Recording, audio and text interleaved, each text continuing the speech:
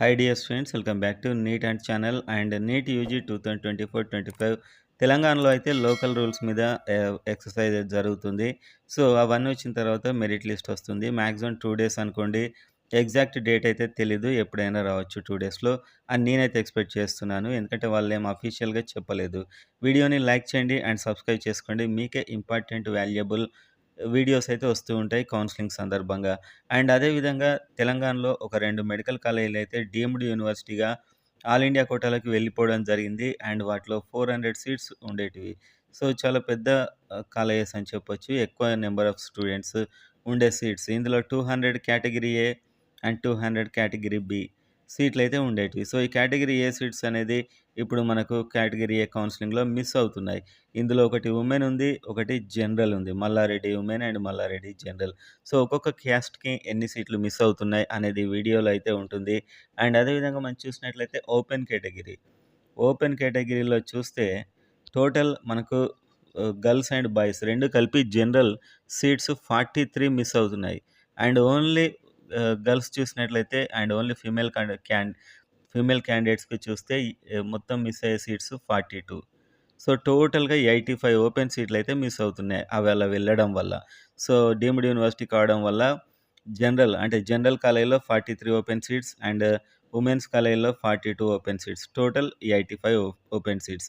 అంటే గర్ల్స్‌కి 85 మిస్ అవుతాయి. బాయ్స్‌కి మాత్రం 43 మిస్ అవుతాయి. అండ్ అదేవిధంగా మీరు చూసినట్లయితే బీసీఏ, బీసీఏ బీసీఏ చూసే ముందు మనం చూద్దాం ఎస్సీ. ఎస్సీలో అయితే జనరల్ సీట్స్ 14 మిస్ అవుతున్నాయి. అండ్ గర్ల్స్ అంటే ఓన్లీ ఫీమేల్ క్యాండిడేట్స్‌కి 14. టోటల్ 28 సీట్స్ ఎస్సీ వాళ్ళు మిస్ అవుతున్నారు. ఇందులో ఇది ఓన్లీ ఫీమేల్ క్యాండిడేట్స్ కోసం. సో, 28 సీట్స్ ఈ విధంగా వెళ్ళడం వల్ల మిస్ అవ్వడం జరుగుతుంది. అండ్ ఎస్టీ చూసినట్లయితే 9 జనరల్ అండ్ అదేవిధంగా 10 గర్ల్స్. టోటల్ 19 సీట్స్ మిస్ అవుతున్నాయి. 19 సీట్స్ గర్ల్స్ మిస్ అవుతారు. 9 seats girls and boys both miss అవుతారు. అండ్ అదేవిధంగా మీరు చూసినట్లయితే బీసీఏ 7 జనరల్ సీట్స్ అంటే Malla Reddy general both boys and girls and only female క్యాండిడేట్స్‌కి మాత్రం 7 మిస్ అవుతాయి. అంటే టోటల్ 14 సీట్లు మిస్ అవుతున్నాయి. అండ్ అదేవిధంగా బీసీసీ చూసినట్లయితే ఒకటి జనరల్, ఒకటి ఉమెన్. సో, ఈ విధంగా 2 సీట్లు బీసీసీ వాళ్ళు మిస్ అవుతారు. అంటే బీసీసీలో ఉండేదే తక్కువ కాబట్టి అలా ఉంది. బీసీడీ జనరల్ 6 మిస్ అవుతారు. And only women so, female. So, వీళ్ళకి మాత్రం 7 టోటల్ 13 మిస్ అవుతారు బీసీడీ. అండ్ బీసీఈలో చూసినట్లయితే బీసీఈలో టోటల్ ఓవరాల్‌గా 3 అండ్ గర్ల్స్‌కి మాత్రం 4 టోటల్ 7 సీట్స్ మిస్ అవుతారు. సో, ఒక్కొక్క క్యాస్ట్‌కి అయితే ఇన్ని సీట్లు మిస్ కావడం జరుగుతుంది.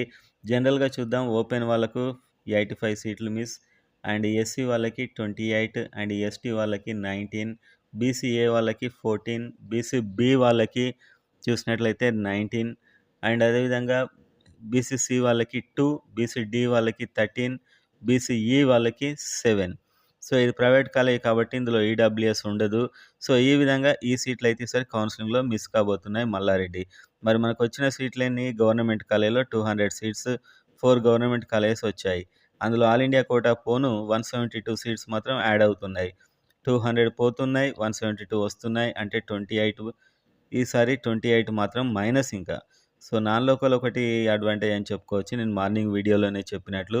ఇదైతే కంప్లీట్ ఇన్ఫర్మేషన్ మల్లారెడ్డి కాలేజెస్ పోవడం వల్ల ఒక్కొక్క క్యాస్ట్‌కి ఎంత లాస్ జరిగిందనేటువంటిది. అండ్ మేనేజ్మెంట్ కోటా కూడా 200 సీట్లయితే మిస్ అవుతారు. ఇందులో కేటగిరీ ఏముండదు కాబట్టి మేనేజ్మెంట్ కోటా స్టూడెంట్స్ 200 సీట్స్ అయితే మిస్ అవుతారు. ఇందులో B two local, B one non local 2 mix అయి ఉంటాయి ఇందులో.